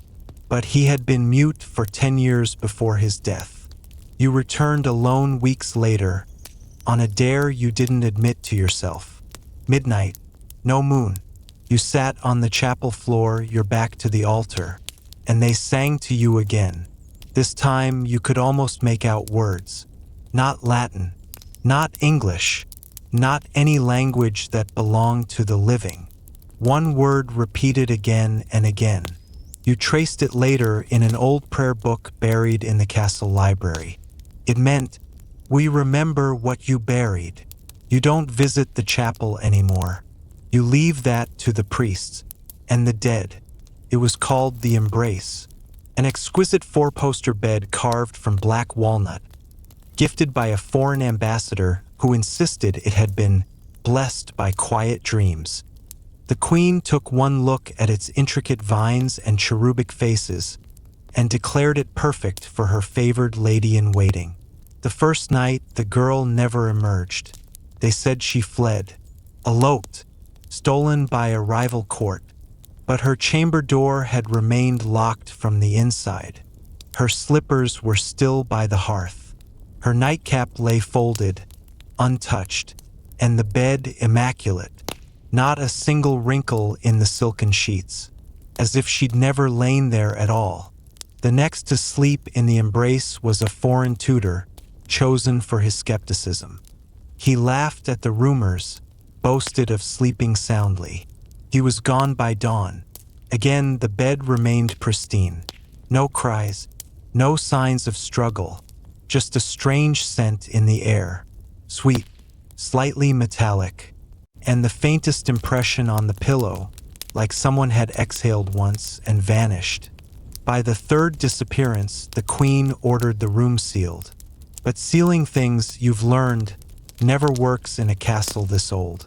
There are always keys, always secret errands, always orders spoken too softly to write down. You were tasked, 1 year later, to prepare the room for an unexpected guest, a visiting noble's child who insisted on sleeping alone. You tried to suggest another chamber, even a straw mattress in the scullery, but Lady Ermintrude waved you off. "This one has the finest embroidery," she said. "She'll feel like a princess." You dared not argue. You laid out the linens. You lit the candles. You closed the door softly behind you. She was gone before sunrise. This time, there were scratches on the bedpost, tiny ones, as if made by fingers trying to hold on, or climb back out. No one sleeps in that room anymore. Officially, it doesn't exist. It was converted into a linen closet, though no one stores anything there. The maids avoid it. The footmen take the long way around. And the bed? Still perfect, still waiting. You once passed by at dusk and swore you saw it breathing. Just once. A gentle rise and fall of the mattress, like something dreaming inside it. Every hearth in the castle dies eventually. Ashes cool. Logs crumble. Embers whisper their last breath, and darkness reclaims its ground. But not this fire. It lived in a narrow chamber beneath the queen's solar, a forgotten place, half kitchen, half sanctuary. The walls smoked black with age, the air always tinged with iron and beeswax. It burned in a small brazier, just a handful of coals in a bronze bowl, ringed with unfamiliar runes. No one tended it. No one refueled it. No one even touched the iron grate it rested upon. Yet it never died. You discovered it by accident, as most unsettling things in castles are. Searching for extra blankets, you wandered down the wrong hallway, through a crooked doorway that hadn't been opened in months. The draft was sharp, cold, but the glow drew you in. There it was, a flame that hummed. It made no crackling sound, gave off no smoke, but it pulsed gently, like a sleeping creature. You felt the warmth brush your face, but the room around it remained icy. It was as if the heat refused to leave its own skin. You were warned later, by a steward who didn't want to be overheard. That fire was gifted by a man who never blinked. It must never go out. Why? No one could say, but the few who dared suggest dousing it, on cleaning day or during heat waves, were always struck by misfortune. One fell from the battlements. One lost his voice. Another forgot his name entirely and wandered the orchard whispering riddles until his death. So the fire stayed, unspoken, unnamed, and always watched. Some nights, when sleep avoids you and the castle groans under the weight of its own dreams, you feel something flicker behind your eyes, a brief warmth, as if the fire has reached you even across thick stone. And sometimes, when someone dies, you swear the flame burns brighter. Not warmer, just deeper, hungrier. There's a story, whispered among the night staff, that the fire is alive. Not metaphorically, not symbolically, alive, and that it remembers every soul who's ever warmed their hands above it. Which, now that you think about it, includes you. They told you never to use the East Servants' Hall after sunset. Too drafty, too narrow, stones warped, walls weeping salt. That's what they claimed. But you noticed something else, something far more peculiar. You passed through it once at dawn, carrying linens meant for the Queen's chamber. And as you turned the final bend near the brass-latched window, you stopped. The torch on the wall sputtered, and for a breathless instant, everything shifted. The air went still. The candle you carried reignited, though you hadn't noticed it going out. And ahead of you, in the crooked reflection of an iron mirror, you saw yourself. Only younger. Not younger as in fresher or better slept. Younger as in yesterday. You were wearing the same clothes as the day before, holding a tray of bread you clearly remember having served already. And just behind you in that reflection, though when you turned, there was no one there, was the late Chamberlain Wyrick. He had died last week, choked on a plum pit during supper, buried with honors. You were there, and yet there he was, polishing a sconce, muttering his usual complaints. Alive. You stepped back. The vision blurred. Time resumed. The torchlight flickered normally, and when you turned again, nothing. But since that day, you've avoided the East Corridor at all costs, and yet others are drawn to it. New pages, overworked grooms, curious scribes. They wander through, puzzled by how long the hallway feels. How when they exit, the castle clock has shifted back a minute. Or 5. Or more. One old washerwoman swore she saw her sister in that corridor. Her twin who died in childbirth 3 winters ago. They spoke, she said. They hugged. The washerwoman never returned to work. She just left. Said she'd already done this life once. Didn't fancy doing it twice. You've come to understand that the corridor doesn't always open its path. It waits, chooses, and if you step through on the wrong night or with the wrong memory burning in your chest, you might not return to the day you left. You might not return at all. You might simply live again. One more loop, until the castle decides you've earned an exit. You don't speak of the tooth, not aloud. Even in a castle bursting with secrets, even among attendants who whisper in languages older than the stone itself, this one truth is buried deeper.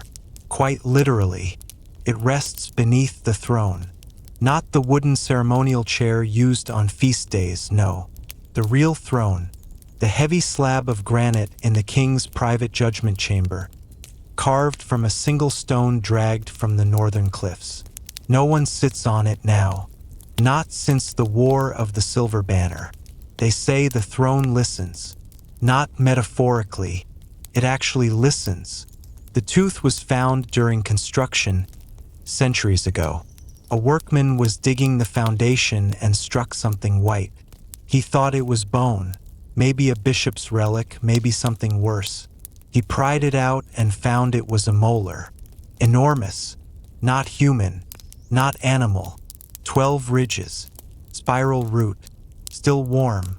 They tried to burn it. It didn't char. They buried it. It surfaced in the night. They threw it into the sea. The next morning, it lay on the hearth of the king's chambers, wet with salt. So they built the throne atop it, bolted it into the foundation, and silence returned for a while. But the servants know. The stone gets warm when someone lies in the chamber. If a guest perjures themselves in court, the stone vibrates.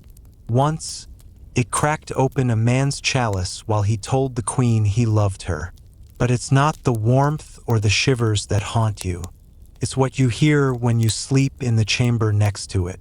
You slept there only once. A reward for long service, they said. Soft sheets, royal wine, an untouched feather bed. But as you drifted off, you heard gnashing. Not rats, not pipes, teeth, not chewing, but grinding, slow, deliberate, pained, like a child trying to bite through stone. You woke with your mouth bleeding, a molar loose, and beside your bed, wrapped in the corner of your pillowcase, was a scrap of granite with tooth marks in it. You told no one. You barely slept for weeks. But now, years later, you sometimes wake with the taste of salt and blood behind your tongue. And on certain nights, when the castle grows too still, you feel something shift under the soles of your feet as you walk near the judgment chamber. A tremor, a hunger. The tooth is still there, waiting, and someday someone will try to move the throne again. You were told never to touch it, never to wash it, never even to fold it the wrong way. The king's first wife had long since passed, before your time, before even the oldest of the cooks and clerks. But her presence still hovered in one corner of the royal apartments. A canopy bed with velvet moth-eaten curtains, and atop it, a single undisturbed blanket. It looks plain at first. Gray wool, stiff with age, edged with fading silk thread. But when you run your hands over it, as you did once before the steward slapped your wrist, you feel something beneath the fabric.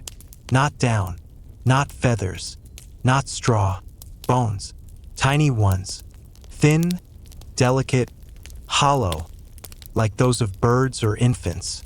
Her wish, the steward muttered that day. She wanted to feel held by what she'd lost.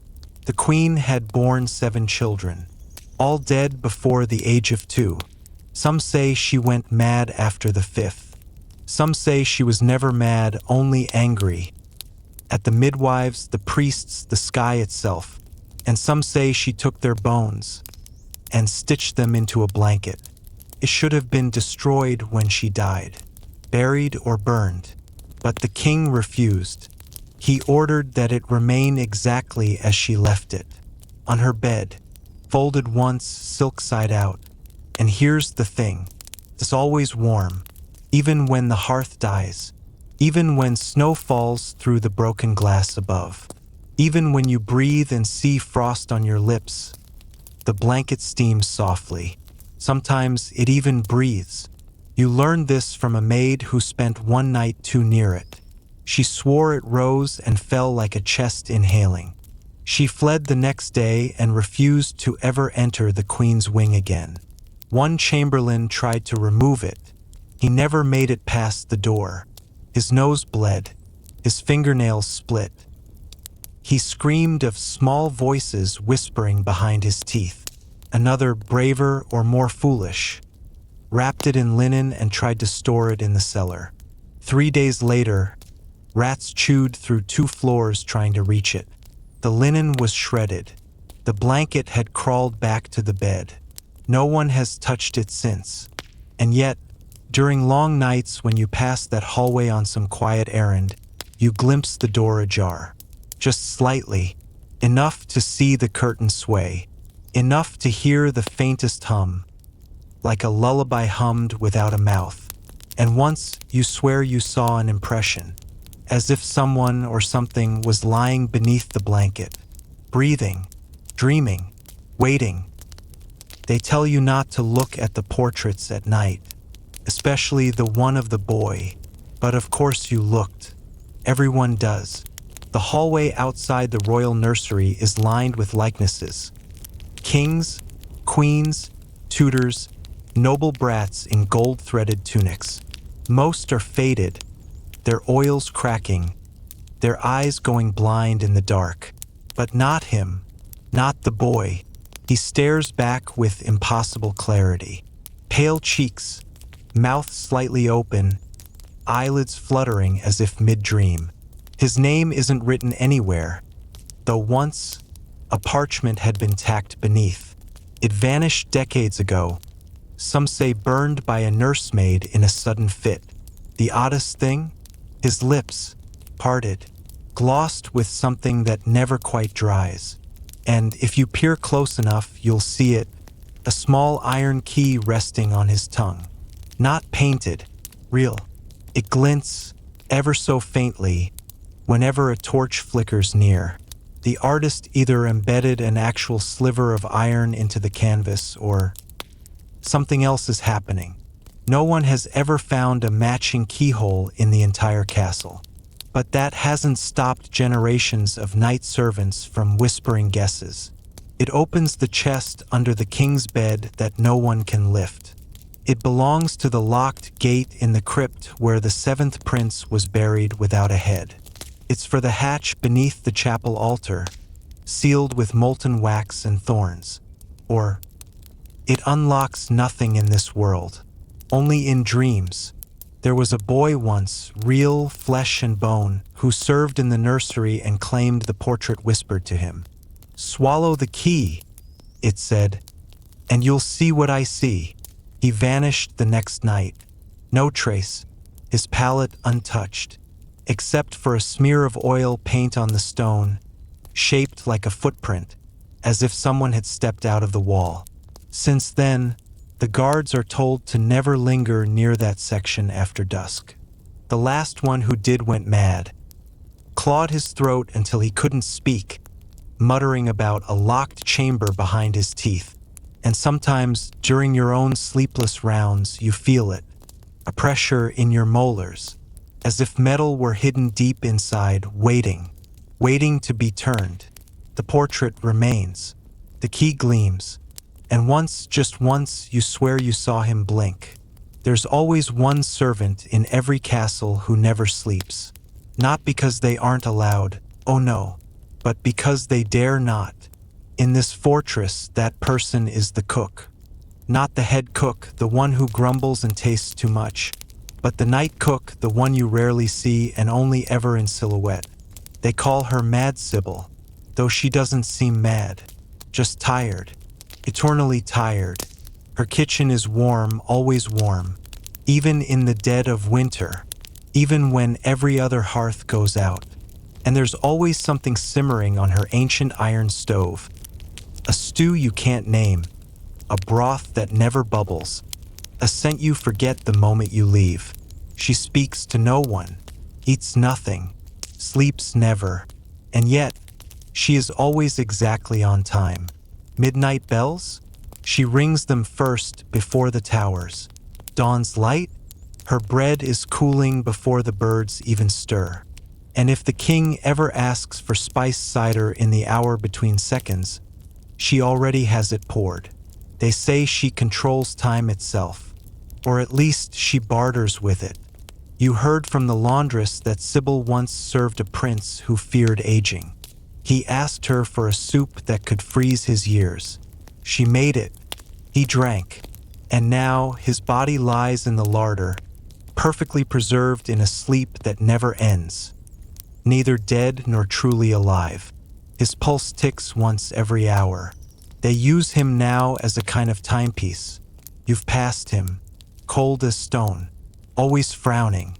But the strangest part about Mad Sybil isn't her food or her silence. It's the clock above her stove. It has no numbers, no hands, just a circle of bone-white teeth arranged like a sun.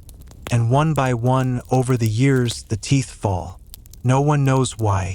Some believe when the last tooth drops, her time ends, and the castle's ends with her. You tried asking her once what happens when she does sleep. She stared at you, unblinking, and whispered, "I've already seen what dreams do to this place. I'd rather burn than dream again." And with that, she turned her back and served a bowl of something steaming to a figure you hadn't noticed before. A shape in the shadows, a child without a face. You haven't entered her kitchen since. But every night you hear the clock tick.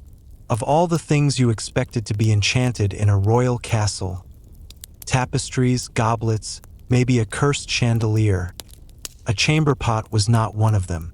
And yet, here you are, In a drafty servant's closet behind the queen's second wardrobe, staring down at a plain ceramic pot, unglazed, cracked near the rim, smells of lavender and faintly iron. You were told not to touch it, but they never said why. Then one night, moonless and still, you heard it. A soft clink, then another, like coins dropping gently into a purse, or perhaps teeth onto stone. You peeked in, and there, where waste ought to be, were silver coins. Not modern ones, old, impossibly old, engraved with monarchs who never existed, castles that were never built, and dates that hadn't yet arrived. You didn't believe your eyes, so you returned the next night, and the next, always on nights with no moon, the pot filled, never overflowing, never empty. The steward warned you eventually, not angrily, just hollowly. "It's payment," he said, "for something we haven't noticed losing yet." You asked what that meant. He only looked toward the queen's chambers and muttered, "Check her dreams." So you did. What you found chilled your breath. Each morning after a moonless night, she wakes with a scream. She remembers nothing, but her hands are always wet, and her voice shakes when she speaks to the mirror. The court physician says it's stress. The priest says it's penance. The jester, oddly, says nothing at all. The coins are warm when you touch them, but the warmth feels wrong, like the breath of something buried. Some say the pot belonged to the queen's great-grandmother, a woman known for disappearing entire lovers. Others whisper it was once an offering bowl, stolen from an old shrine and repurposed for something far more intimate. But all agree on one thing: don't spend the silver. One boy did, bought sweets and toys from the fair. Within a week, he aged 30 years and forgot his name. He now lives in the castle well, speaking only in riddles that rhyme with coin. And yet the pot remains, unwashed, unclaimed, and somehow always exactly half full. It waits, as if it knows someone someday will be desperate enough to empty it fully and accept what follows. The queen's feather mattress, they say, was stuffed with goose down, rosemary sprigs, and the sins of 5 prior reigns. It looked divine, high-backed, velvet-draped, and carved with the image of Saint Agnes driving a snake from her pillow. Yet every maid who brushed the sheets scratched afterward. Every page boy who carried the bedding down to the sunroom came back with tiny red bites arranged in curious, orderly patterns. Not random, linear, almost like writing. You didn't believe them, of course. Royal beds are cleaned weekly. A page boy is just likely to make things up when he doesn't want to carry things up 5 flights. But then one night, Her Majesty requested hot wine. You, the only one still awake, of course, were sent in. And there it was. The queen had turned over in her sleep, and the bed sheet had pulled slightly free, revealing what no one dared inspect. A swarm, not frenzied, not messy, but organized. They moved in spirals, nested in little circles, followed what looked like paths carved into the wood beneath the mattress. And worst of all, they stopped moving when they saw you, paused, as if to say, "Ah, a visitor." You stepped back. The queen stirred but did not wake. One of the bugs, larger than the others, its back gleaming like onyx, its legs long and delicate, began to crawl down the side of the bedpost toward you. You dropped the wine. It hissed. The steward later told you this. Those bedbugs have rank. They have names. They have a queen of their own. She lives in the underside of the royal headboard, behind a tiny plaque that reads, "May none sleep unbitten." An old royal decree forbade their extermination. Something about tradition and keeping the royal bloodline humble. But servants whisper darker things, that the queen's dreams are shaped by the pattern of their bites. that foreign dignitaries are sometimes bitten in diplomatic shapes. And once, during a particularly tense treaty, the bugs formed an entire Latin phrase across a knight's back. It translated to, "Beware the poison in the ink." The treaty was never signed.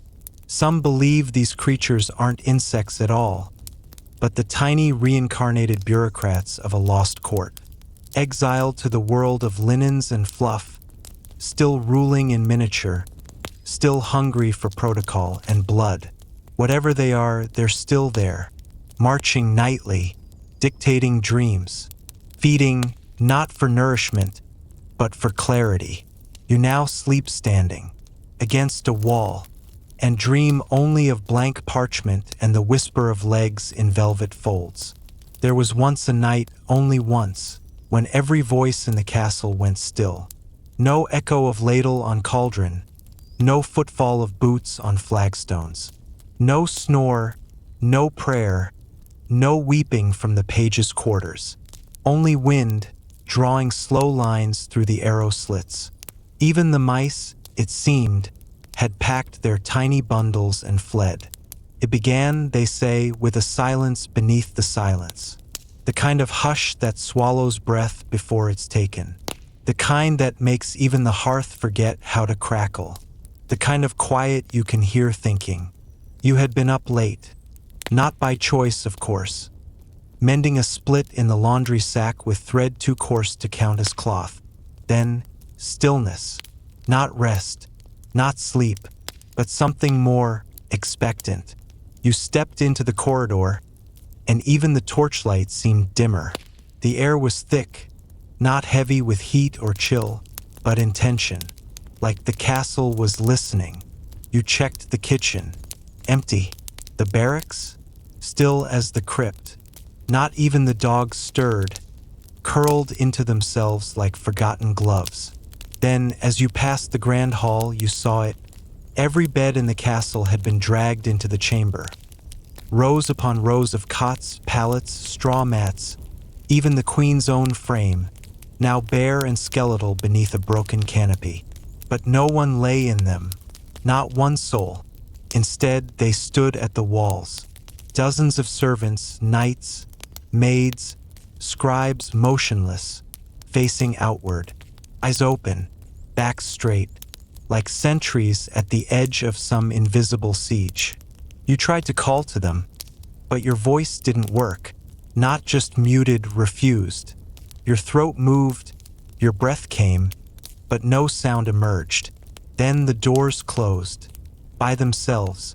The air grew dense, and the chandeliers flickered without flame. One by one, each servant raised their hand, not to point, not to wave, but to swear an oath in a language long lost. Something ancient passed between them, not words, not thought, but recognition. And just as quickly as it began, it ended. You awoke the next morning on your own mattress, in your cramped corridor corner. No one else remembered a thing. The grand hall was back to normal. The beds returned to their rooms. The queen asked for breakfast. The steward muttered about wine delivery. And the only strange thing was this. No one had dreamed that night. Not even the monks. Not even the mad boy in the cellar who dreamed in birdsong. The castle, it seemed, had slept. Not its inhabitants. And when it had slept, you had been the only one awake. Why? Well, you wonder about that every night now. Why you heard the silence. Why the others turned their backs. Why the beds lined up like gravestones in a cathedral. And most of all, why your voice didn't work.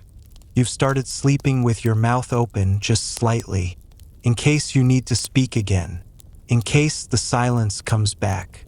And some nights, when the torches flicker and the air presses in, you swear the castle is waiting for something, or someone,